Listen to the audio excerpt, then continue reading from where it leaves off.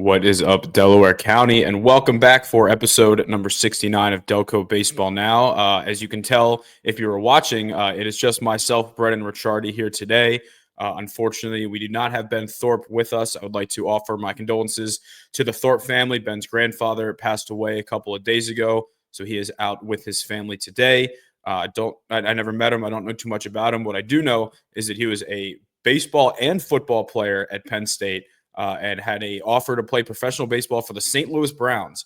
Lived to 93, so great life. I wish the best for Ben and his family. They're spending time together today, so he is unable to join us. So I will do my best to kind of throw things back to the way that they used to be before Ben joined us in 2023, when I used to just do the podcast by myself in my Penn State apartment. So we're going to go a little old school here. Got a lot to talk about, so that'll keep me busy. We got a lot going on in the high school world. Going to talk a little bit about the some of the guys that are playing in college as well, with a highlight for a lot of the freshmen that we've had have been awesome. Guys that we were watching last year in high school have been amazing so far in their college career, so we will talk about that. But before we get into all of that, let's hear a quick word from our friends over at STS. All right. Thank you to STS for being our sponsors for the podcast, the power rankings, as well as the game graphics throughout the week. If you're someone like me that's looking for a short-term job, head over to STS. If you are someone that works for a school district, you should be getting STS for your subbing service. All right. Let's start off this week. We'll start off with our game of the week, which was Saturday. Then we'll kind of go back. And, we kind of realized that at this time of the year, now that everyone's playing, it doesn't really make sense to kind of go through every single game that happened. Like there's at least 20, 25 games. Like that just doesn't really seem necessary. So we're going to kind of break things down and go more like storylines, like takeaways, like, what are the most important things that we kind of learned throughout this week of the high school games, and then kind of try and connect all the dots. We got our power rankings. We got our player of the week as well. So a lot of stuff to talk about with that. Before we really get into our high school, coverage for the week, I want to give a huge shout out to some of our interns that have been doing awesome stuff. David Shapansky, as you'll see coming up in these interview clips from the game of the week, has been working very hard, whether it be preparing for the game broadcast, doing social media content, doing some of the interviews, whatever it may be. He's got a bright future ahead of him. Shelby Kaufman's been writing every day, going to take pictures every day. She's been great. And, the work ethic for both of those, both of those people are going to take them a long way. Nick Mazzarella, Nicky Motz, as I like to call him, has been working hard writing the game recaps every day as well. So it's really nice to see, people starting to kind of buy into what we do and helping us continue to grow the brand here. All right, let's talk about this game of the week. It was streamed on YouTube. The only streaming difficulty that we had this week was the fact that my phone died in, I want to say maybe like the fifth inning. So we had to kind of just swap that with Ben's phone. But unlike week one, we were actually able to get on the air. Audio was working. Video looked good. We had the score bug going. So I was very happy with that. And like I told Dave, our play-by-play intern, as bad as the stream looked last time, it's going to look that much better with the improvement in week two.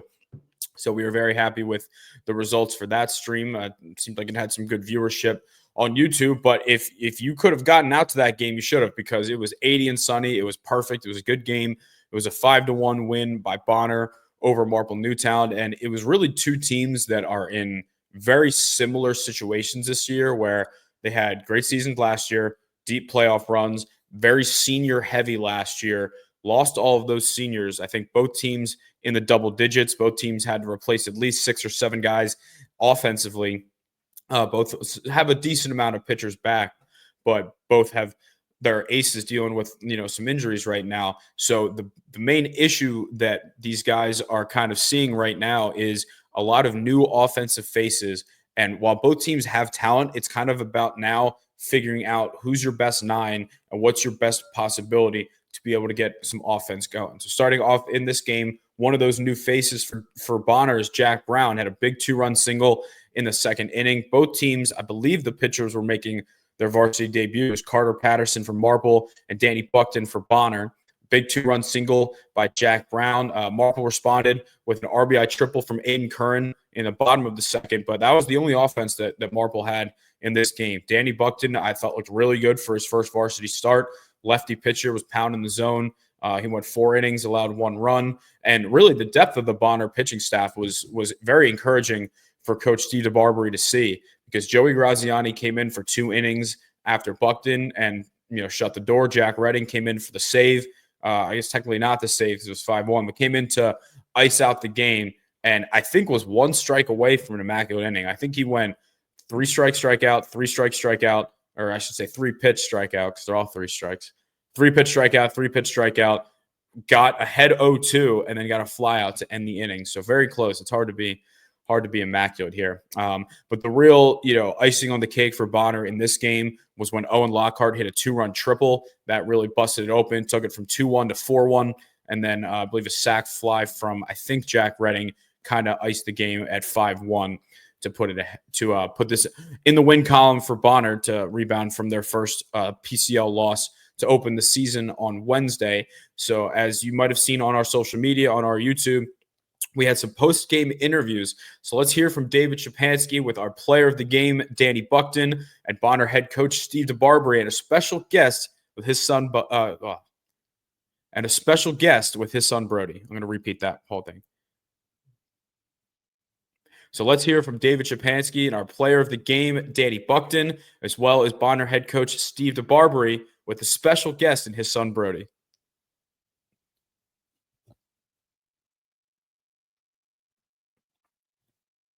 Brody really stole the show there. If we're being honest, lifting his shirt up was hysterical. Just kind of, seeing the camera and just realizing, all right, like I'm the star here. I'm the star here. If you're listening on Spotify, SoundCloud, Apple right now, you can head over to YouTube, Delco Baseball Now, or our social medias at Delco Baseball to see these interview clips. I'm really happy that we've been able to add more content to just the broadcast. I know as a player, I would have loved to, have more interviews like that. So I think it's very cool that Dave has kind of taken that initiative to do those interviews after the game. All right, let's kind of get into the rest of the storylines from this week. I want to start off with the Strath Haven pitching staff because, we knew from last year they lost a bunch of seniors, but their top 3 arms were all coming back in Luke D'Ancona, Rob Matei, and Caden Schuster. And, if you're head coach Brian Feely, you get to finish a week with 2 games and your pitchers allowed 0 hits, back-to-back no-hitters, back-to-back 7-inning no-hitters. All 4 of your pitchers were incredible. In their first win on Tuesday because of the rainout. On Monday, Rob Matei, 5 innings, struck out 12, and then he allowed 0 hits. Caden Schuster came in for the final 2 innings and also did not allow a hit. Unbeknownst to those Harrington burner accounts in our comments that think that they got a hit. That was not a hit. That was an error in the 7th inning. I was watching, and that completed their first no-hitter. Then the next day, they didn't even have a day off to think about it. Their next day, they took on Springfield. Luke D'Ancona, 5 perfect innings, and then Jasper Halls came in to finish it out. I think he might have had like a walk or 2, so that wasn't a perfect game. It was a no-hitter. And I know if you're D'Ancona, only at 65 pitches through those 5 innings, you probably wish you had the opportunity to go for the perfect game, but I think at this point you have your eyes set on a deep playoff run, and I think you want to just keep yourself as fresh as possible through a long season, and especially in a game where your offense had built up that kind of a lead. So Strath Haven gets back in the win column. Their first 2 wins of the year, much needed. They lost a tough one to Radnor to open the year. They also lost a tough one to the Haverford school, a non-conference game.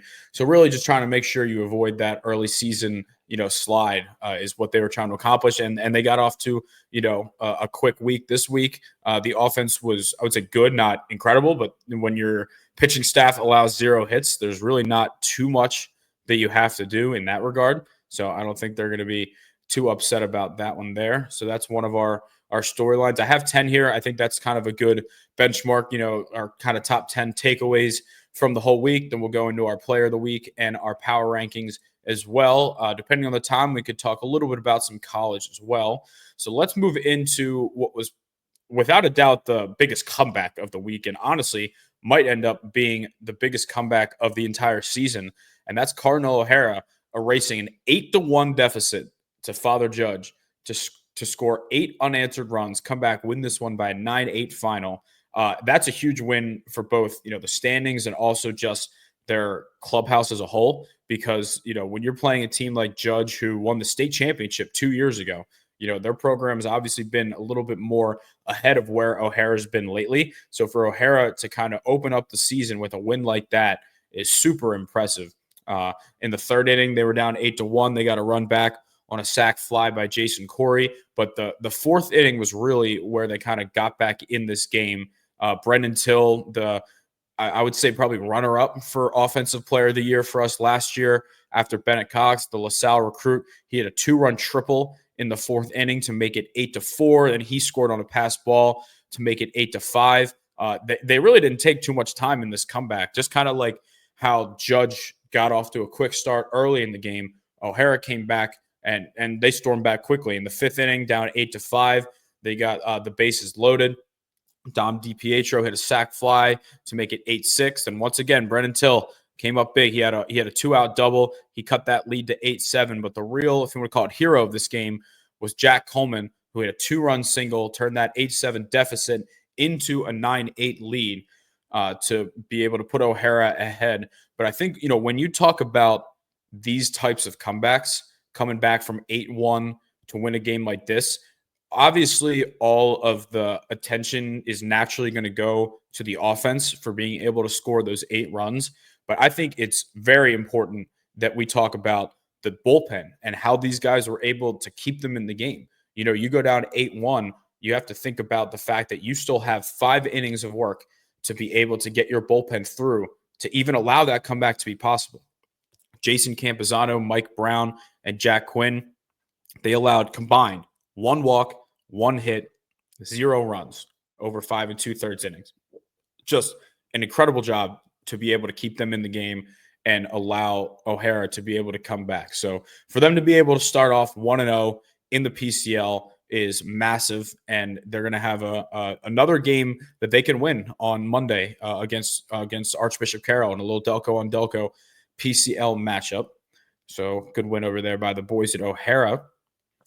Moving on here, the team that we began the season number 1 in the power rankings, they've given us no reason to doubt that so far, is Radnor. And, while Radnor taking down Marple Newtown isn't going to, erase Marple Newtown's district championship win last year, it does have to feel good for them, especially knowing that for Radnor, at least, like, it's a lot of the same pieces that were on the field and suffered that loss last year.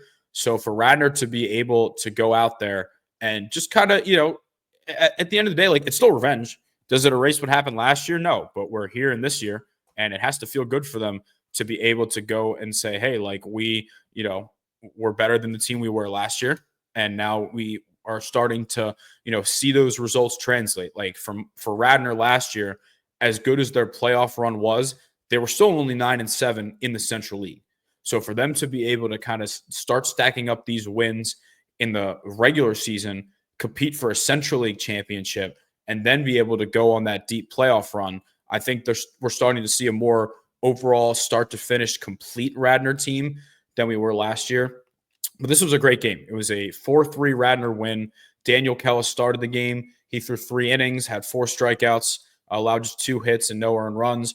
Ryan McWilliams, a first-team All-Delco pitcher for us last year, who I think it has kind of gotten almost like a little, gone a little under the radar because of the flashiness of Austin Havertine and Daniel Kellis both throwing in like the low to mid 90s. When you got a guy like McWilliams, who isn't quite as much in terms of velocity, but just has really good stuff. And it's kind of hard to describe over, over a podcast like this, but just kind of has a tough release point for pitchers, for hitters to pick up. It's like a very over the top, and the ball just runs away. Like nothing moves straight. Everything he has kind of has a little bit of movement on it, and nobody really seems to pick it up well. So he had 4 innings pitched, 1 earned run, and 5 strikeouts. Zach Fine, another first-team All-Delco guy for us last year, had a big 2-run single in this game.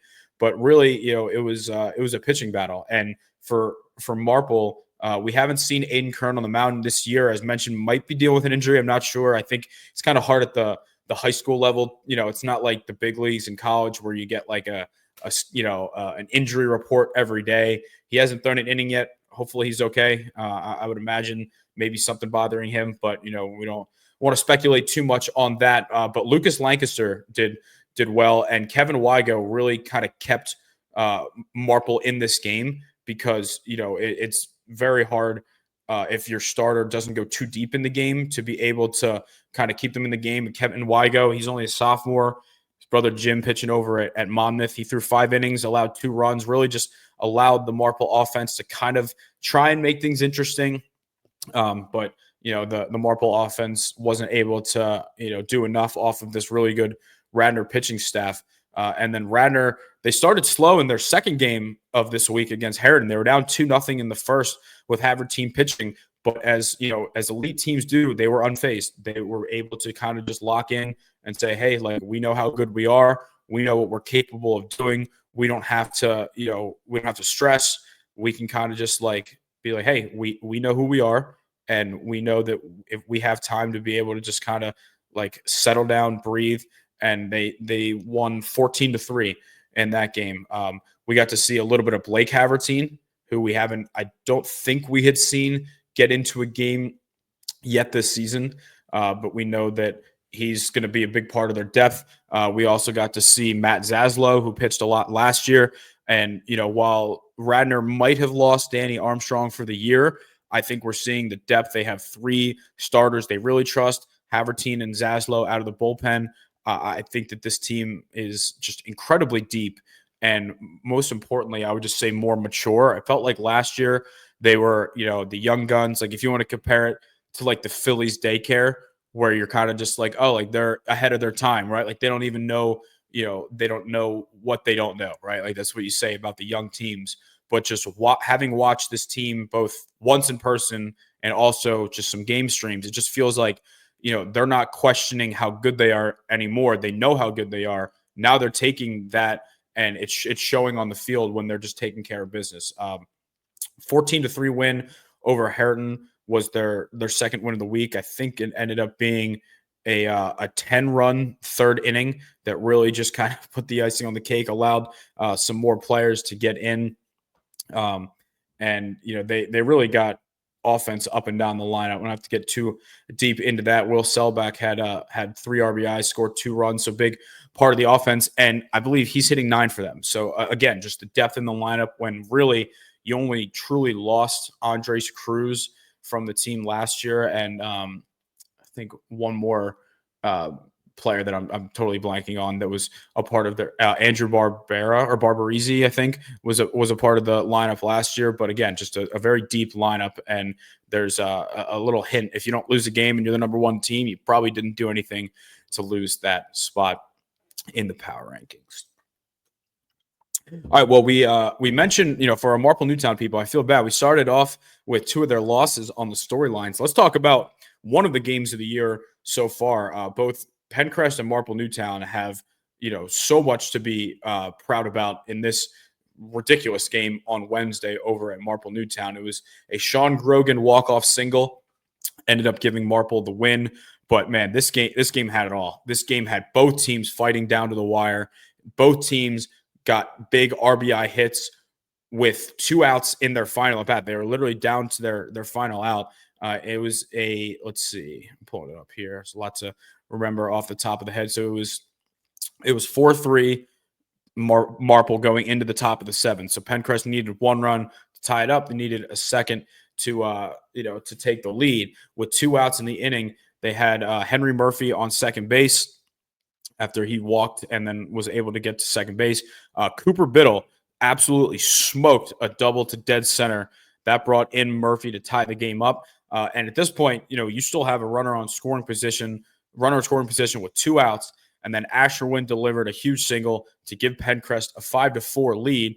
Now, at this point, Pencrest now has the lead. They need 3 outs to win this game. But then here comes Marple, a team that hit a walk-off grand slam in their first win of the year against Springfield. It's no stranger to heroics. They had a double from pinch hitter Kevin Agger, but then after a bunt they only had wait, hold on, I'm gonna cut that. They had a leadoff pinch hit double from Kevin Agger. Then they had a bunt that turned into, I guess, maybe technically a fielder's choice, but more importantly, everybody was safe.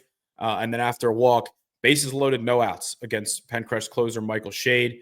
But it looked like for a little bit there that Shade was going to pull a little Houdini act because he had 2 straight ground balls to third base to be able to get the out at home. So all of a sudden, it's 2 outs and bases loaded with Sean Grogan up. A little bit anticlimactic here, but there was a passed ball. So a run scored. Jackson Berger came in, a big collision at home. It took a little bit for him to get up, but he seemed okay. He played in our game yesterday, so we knew he was all right.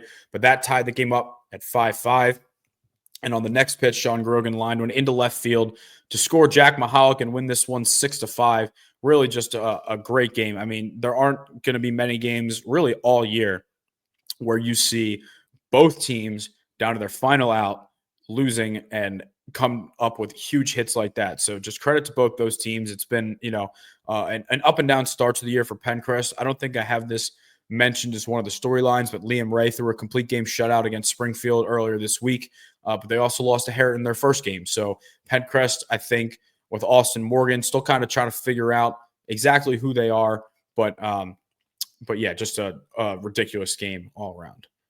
All right, we got another really good game here. I believe this was on Tuesday because of the rainouts. We had a Haverford versus Lower Merion 10-inning game where Haverford won this one 4-1.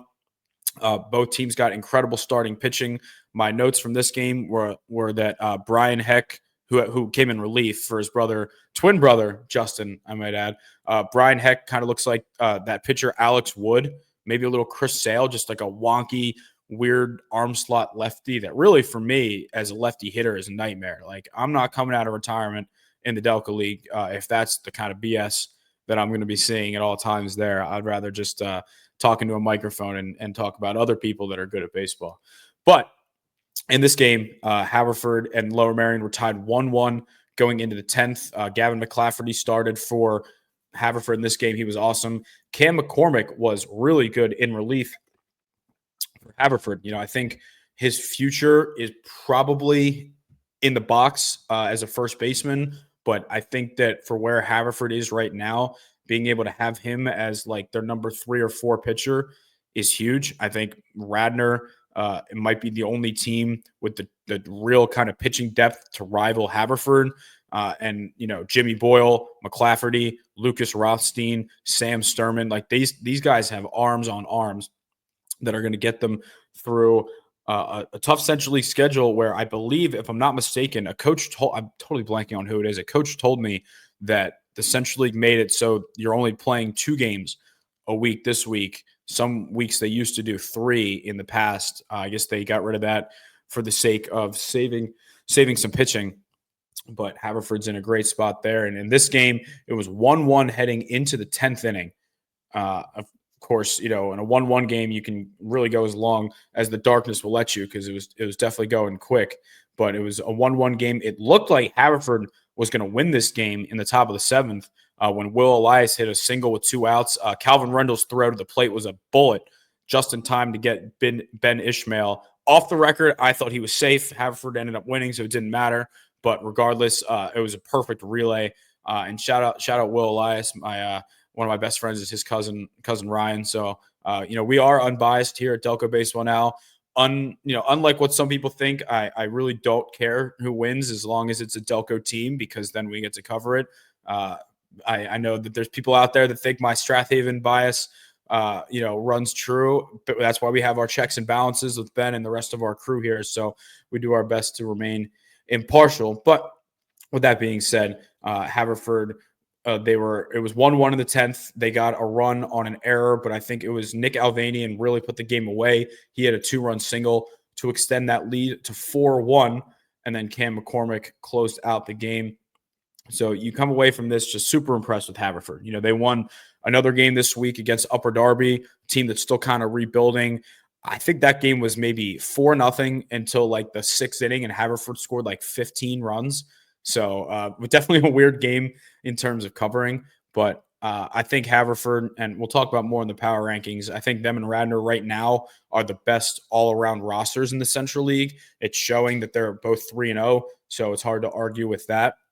But I think that this week kind of showed, when you're a Haverford team going on the road to beat a Lower Merion team that self-admittedly is definitely better than we expected them to be. When you lose your top four pitchers and important hitters in the lineup like Jack Scholes, I didn't expect them to bounce back like this. But as we'll talk about in our next point here, they look like they have a good team.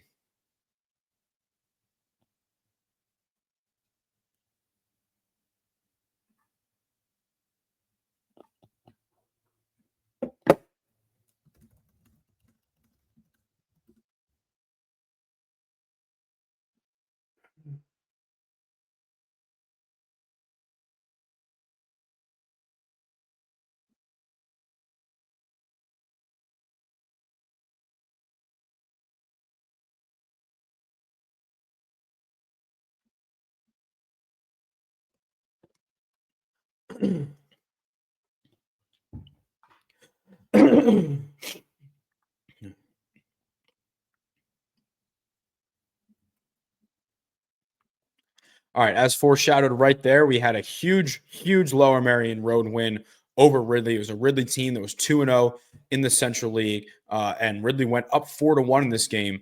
But Lower Merion, they came back. Peyton Spiegler was awesome in relief. He came in, he threw 4 2/3. He allowed 0 earned runs, 5 strikeouts. Ryan Scholes, I would have to imagine, probably the brother of, I think, our second team All Delco two-way player, Jack Scholes, last year. Had a go-ahead sac fly to win this game. Gus Wright, I guess another brother of Sam Wright, who was our Delco League Finals MVP for Upper Darby, had an RBI triple in this game. And I was DMing with Lower Merion coach Colin Quinn. We were just talking about something else, and he was like, "Hey, like this is if you would consider this early in the year a must-win game, when you're a 6A team, when you're playing these other 6A teams, you got to win those games against teams that might be right around the bubble." I don't know if there's a direct tiebreaker because you're going with all the other teams that are in District 1, but that was just a huge win for Lower Merion to be able to, on the road, erase that 3-run deficit. And we had a Brendan O'Gara RBI double. Nick Draggett had a ground out. And then Ryan Scholes, he also had the game-tying RBI single on an infield single. And then Scholes was able to get that second RBI of the day. But I think I'm overall just super impressed with the pitching that we've seen from Lower Merion this year. I mean, when you look at the guys they lost last year, Van Wilner, Cy Young winner, Isaiah Negron, very good number 2. They lost Justin Spiegler, who was a really good lefty out of the pen. Jack Scholes pitched a lot more than I think we thought, and he did really well. So when you lose your top 4 arms, what happens? You get twin brothers, Brian and Justin Heck. They come up and are immediately doing really, really well. Peyton Spiegler, who I think might have thrown a little last year, but not much, has done a great job for them. And now I think I apologize, I'm blanking on the name. There's someone with the last name Cohen. I think it might be Will. He's pitched as well for them. So I think that for Lower Merion, is their offense elite? I would probably say no, but I think that they can have a similar year to last year if their pitching continues to hold up like this. I don't really think we've seen Brody Slensky get going too much yet, but he was our second team All Delco third baseman last year. So I think if he's able to kind of get really going like he did last year, they're going to be in a good spot. Gus Wright also swung a hot bat early in the season and can really help them out. So I think do I think this team is a true Central League championship contender? I'm going to say I think they're probably in that maybe second or third tier. But I think for right now, when you're competing with those teams like Haverford, it's very encouraging to see what your pitching staff has been able to do. All right, let's move on here to we had our Del Val, our first installment of the Del Val rivalry, Chichester and Interborough. I think it's fair to say that in a given year, Chichester and Interborough are the two teams competing for that Del Val championship. And all that we really ask is that, these games be competitive, because unfortunately in the Del Val, with the talent disparity, a lot of these games aren't as competitive as we'd like.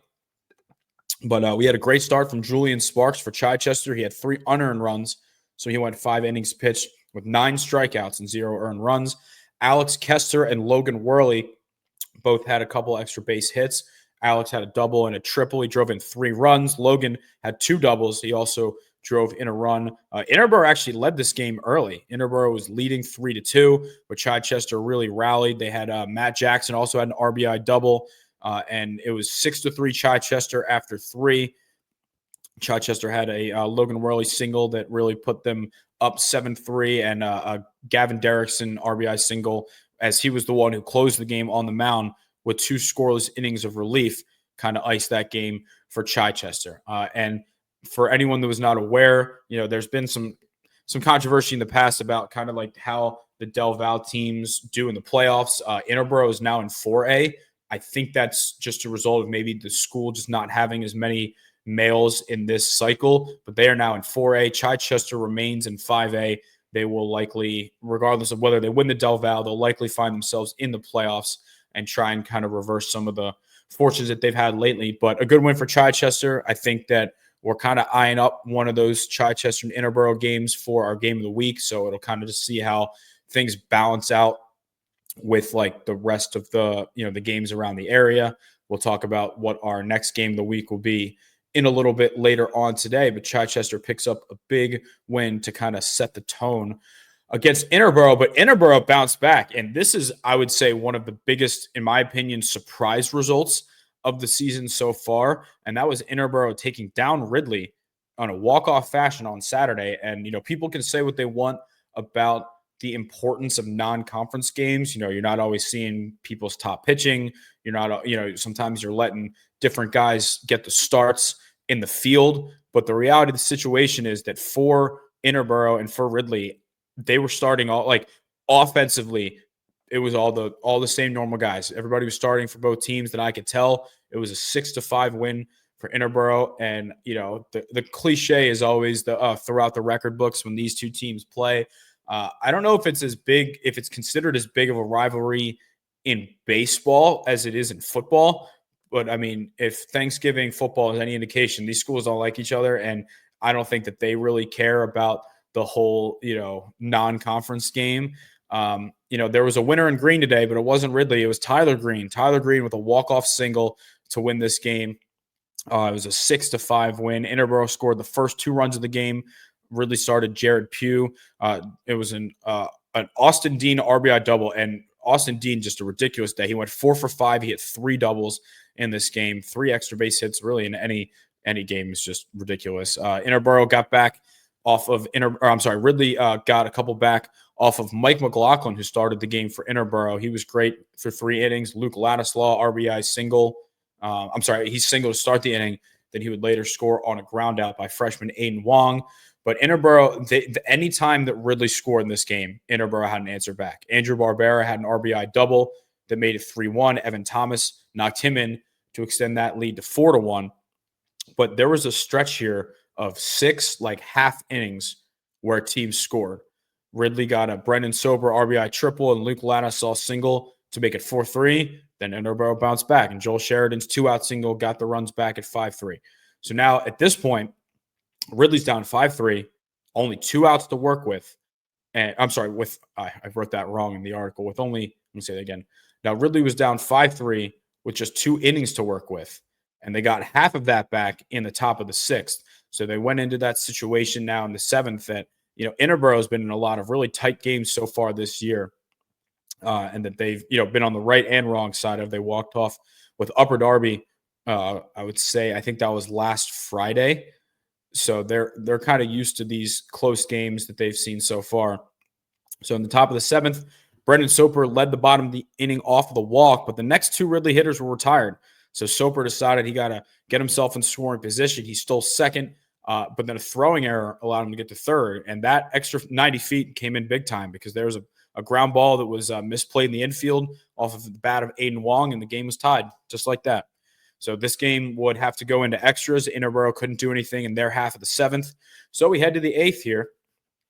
Jackson Monroe came in relief in the Interborough bullpen. He stranded a runner. So Interborough once again had the chance to walk it off. And Austin Dean led off the inning with a double. That's his 4th hit of the day. He put himself in scoring position. He advanced to third on a wild pitch, and Tyler Green knocked him in with a base hit to walk it off and give Interborough a huge non-conference win.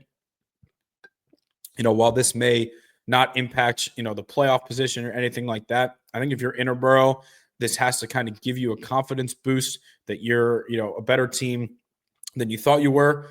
You're now, you're 1-1 in the Del Val, but you're 3-3 overall. They will be taking on Academy Park on Tuesday.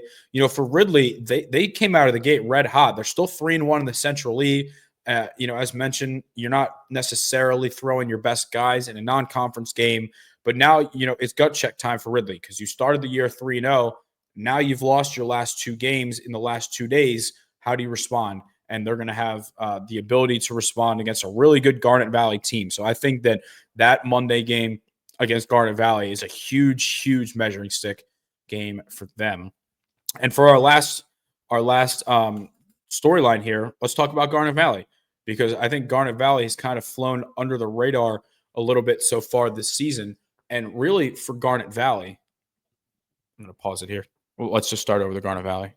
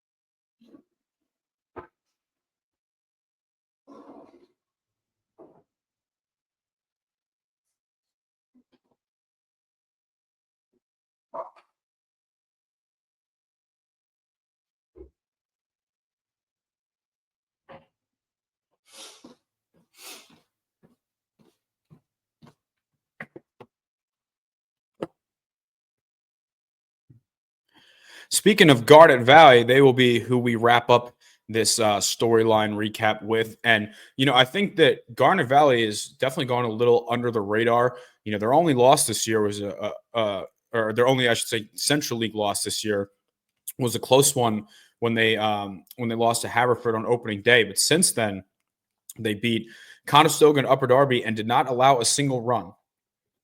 I think when you talk about, what we expected from Garnet Valley coming into the season, I definitely didn't think that their pitching would be the strength of the team so far because, like beating, they beat Upper Darby. I don't have the final. I think that might have been 10-0, but going and beating Conestoga by a 7-0 score, we're really starting to see that, this Garnet Valley pitching staff, look, do they have to be elite to get them to win the Central League? I don't think they have to. They were this week. I don't think they necessarily have to be elite to be able to win a Central League championship. I think they just have to be good enough to support the offense that we know that these guys have. And it's kind of funny. They're playing at an elementary school. I'm totally blanking. I think it's called Bethel Springs, maybe. Let's look it up here. I want to say Bethel Springs. It could be Bethel Park. Let's see. Yeah, Bethel Springs. Bethel Springs Elementary School. The field honestly looks nicer than I expected it to when I was watching the Game Changer stream. The fence looks a lot bigger than I thought, so we might not see quite as many homers from this team that we have recently as Garnet Valley's getting a new turf field. But yeah, Garnet Valley. I mean, that was a great win over Conestoga, 7-0. Joe Anzalone looks, like he could be a big part of their starting rotation when last year he was kind of more of a reliever for them. He looked great in that game. I think we had some good pitching from Dylan Orr earlier in the week. He had 3 shutout innings with Jack Yantosh throwing 2 against Upper Darby. And then Joe Anzalone threw 4 shutout innings with Ryan McGee throwing 3 against Conestoga. So we're seeing some good lefties here for Garnet Valley. We already know, we knew what their offense was going to be like coming into the year. Brady Thompson had a big 2-run double in that win over Conestoga.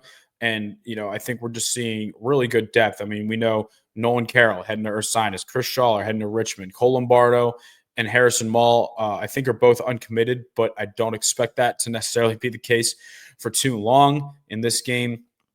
And Garnet Valley, like we mentioned, Garnet Valley and Ridley with a really big game, 2-1 teams. They're fighting for the same, kind of playoff berth, I guess you should say, in that District 1 bracket. So let's real quick see. I'm curious if District 1 even has, the rankings up already for baseball. It looks like they do. So we'll say if the season ended right now, Haverford would be the 3 seed. They'd get a bye. Not Great Valley. We're looking for Garnet Valley. It doesn't really seem like it's too updated on here. I don't even see Garnet Valley's at 14. Ridley's at 17. Yeah, it looks like some teams haven't even had their games put in yet. So really not too much to look at there. But for the 5A, Radnor would be in at 1. Chichester would be 4. Marple would be 6. Strath Haven 8. Harriton 12. Yeah, I think, some teams still haven't even put in their games yet. So really not too much to worry about there in terms of the district picture.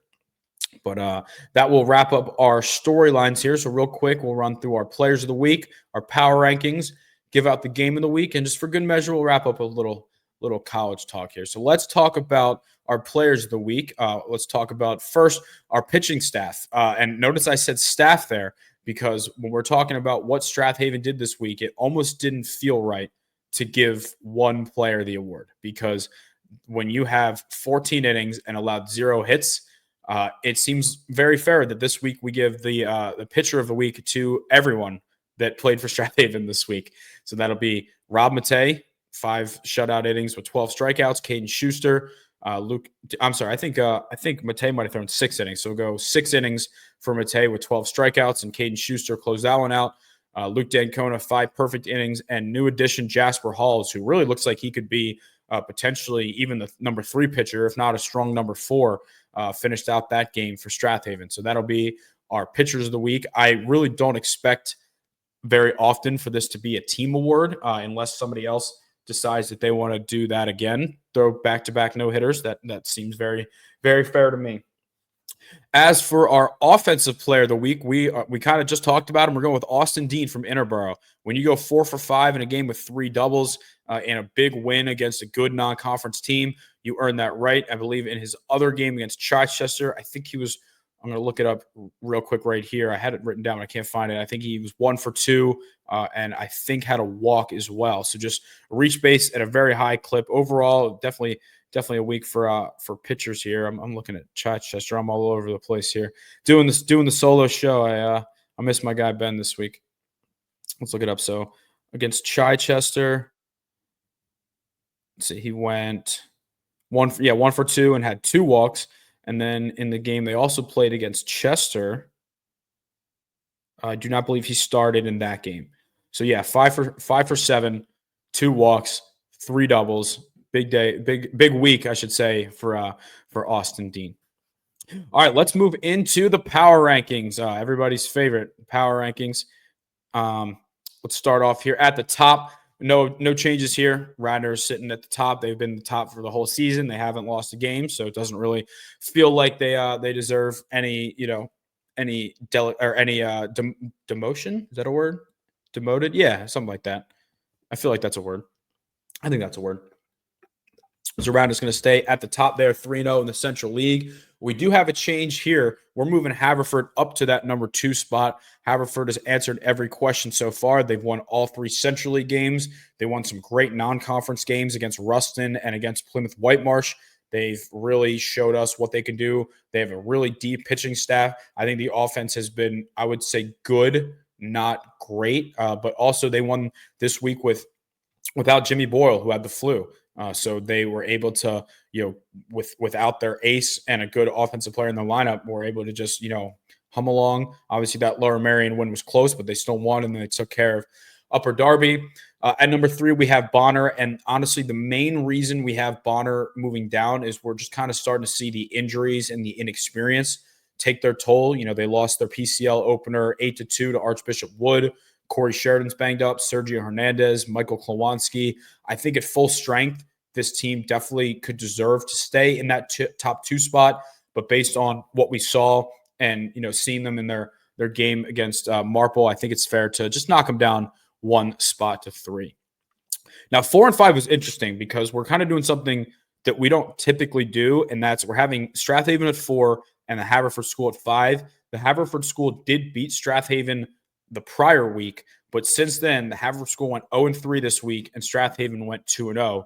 And also important to note, in that game, the Haverford School threw their ace, and Strath Haven threw their numbers 3 and 4 just because their other pitchers had threw earlier in the week. So I think context is definitely important when it comes to these rankings and just trying to make the best sense of what we think the rosters are like. I think it's very close, and usually we try to avoid having a team ranked above when they lost to the team below them, but also all year round teams are going to lose, like Pencrest, when they are, beating someone like Episcopal, we still have Episcopal on the list, right? Or just whatever it may be. It's not going to always be a perfect science. Moving on to number 6 here, we have Garnet Valley. I think a big part of this is because of what we've seen from their pitching staff. We know that their offense is good. The pitching staff has been really sharp so far through the year.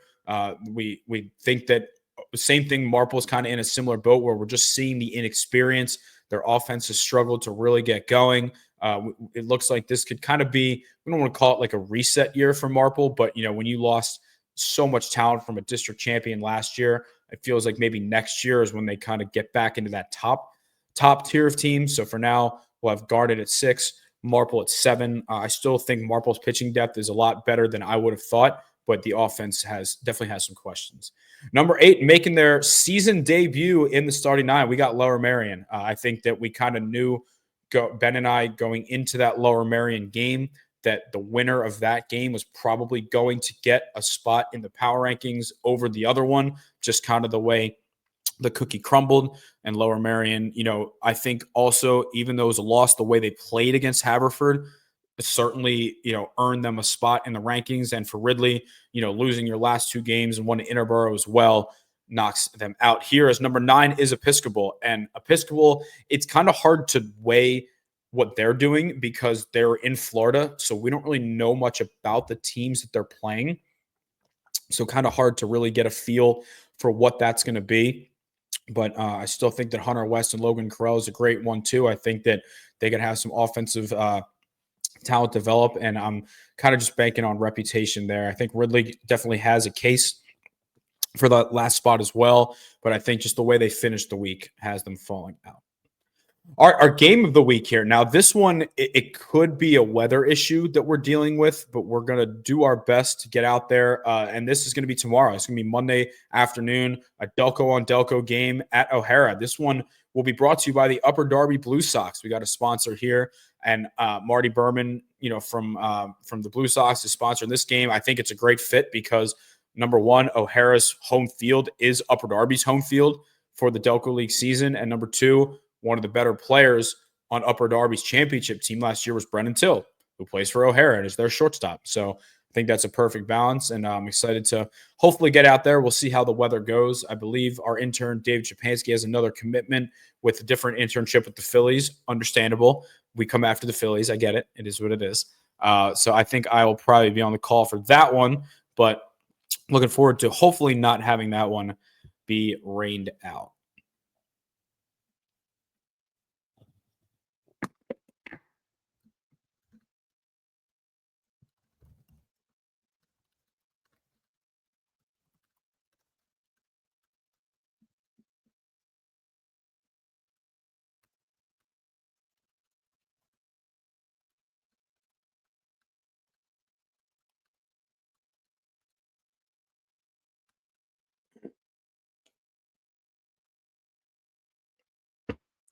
All right, let's wrap up the show with a little bit from the college baseball world here. I want this to kind of, highlight as many guys as we can, just based on like kind of season long accomplishments, because, recording on Sunday afternoons is hard because the college games are mostly on the weekends. So we don't really have updated information in time. What I can tell you is that Kyle Laser has been ridiculous for Westchester this year. He's a Bonner alum. He has a 0.79 ERA through 34 innings, which is just insane. And really, it's mostly insane because he's not been a starting pitcher in his college career until now as a senior. And as a freshman, he was a reliever. He was good. He had to get Tommy John, came back, was a reliever as well last year. And now he's getting his first chance to start, and he's been nearly unhittable. 34 innings. I think that equates to maybe 3 earned runs.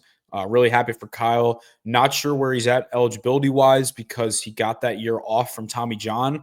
So I think maybe if he wanted to play a 5th year, he could. Not exactly sure on that, but I think he could if he wanted to.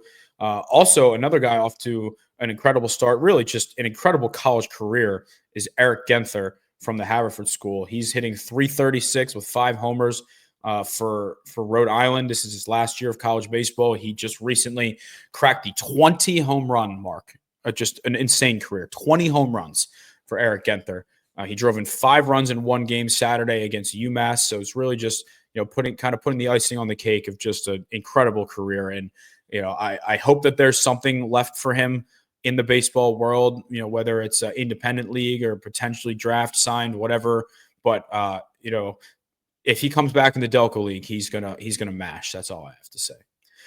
Cody Grande doesn't get more Delco than this. He's hitting .476 on the year. Nice tribute to the Blue Root.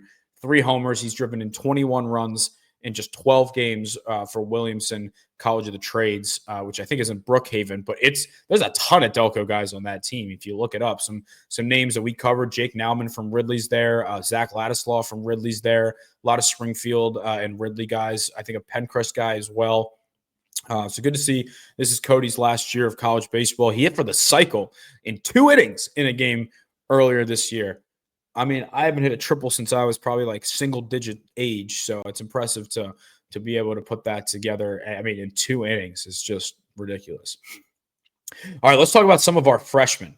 And the freshmen, it's cool for us because some of these guys, we didn't cover Kyle Laser in high school. We didn't cover Eric Genther in high school, Cody Grande. Like, these guys were a little before our time in terms of when we really got into the high school baseball world.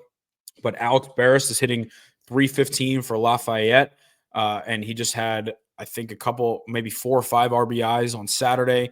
Again, there was a cool picture with him and Ryan Cochran from Malvern Prep, who was, I think, a Newtown Square guy, maybe Glenn Mills. I think Newtown Square, but a lot of Delco in one picture there. So he's become a regular starter. Harry Carr has been a regular starter all year for Butler. He's hitting 308. He's made our college roundup. Bennett Cox is batting leadoff for Canisius. I think he might be banged up at the moment. He hasn't played in about a week or two, but he was starting every game until then.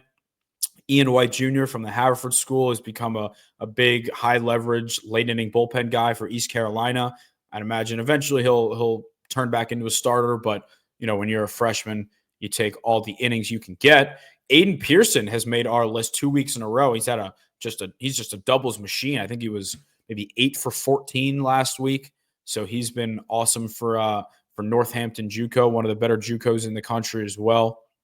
So really happy to see, when we talk about and when we talk to guys about their college baseball search, obviously you want to go to a good program, but really as a freshman with the way the transfer portal is going, you want to go somewhere you can play and somewhere you can get film. And, if you go somewhere as a freshman and sit and never get an opportunity, yes, you can be developing, but also, you're not playing baseball, right? So it's, I'm not knocking anyone that does that because you don't really know until you get there what your role will be. But I think it's cool that a lot of these guys might have gone to schools that, they could have gone to a little better school. But now, a lot of these schools are focusing on transfer portal as opposed to incoming high schoolers. So I think we're going to see a lot of guys do the JUCO route and a lot of guys do the, the going to maybe a lower level and kind of working their way up. Last thing I'll say, big shout out to my guys at the Penn State club baseball team. Pat Mannix had a huge game-winning double against St. Joe's. I was at that game. Owen Mathis, Justin Brennan, Austin Marks, a lot of Delco guys on this team, Joe McGinnis. So I'm excited for them. If they go to the World Series, you better believe I'll be there using the company card as an expense to cover the boys. But that is all we got on this show for today. I honestly wondered how it would go. Like I said, I'm a little rusty on the whole solo crew. I miss Ben. We'll have Ben back next week, but Ben had to be with his family today. Sometimes life gets in the way. So I hope his family is doing well, and we'll get him back next week. But on behalf of myself, Brendan Ricciardi, and all of Delco Baseball Now, we appreciate you tuning in, and we will catch you next week.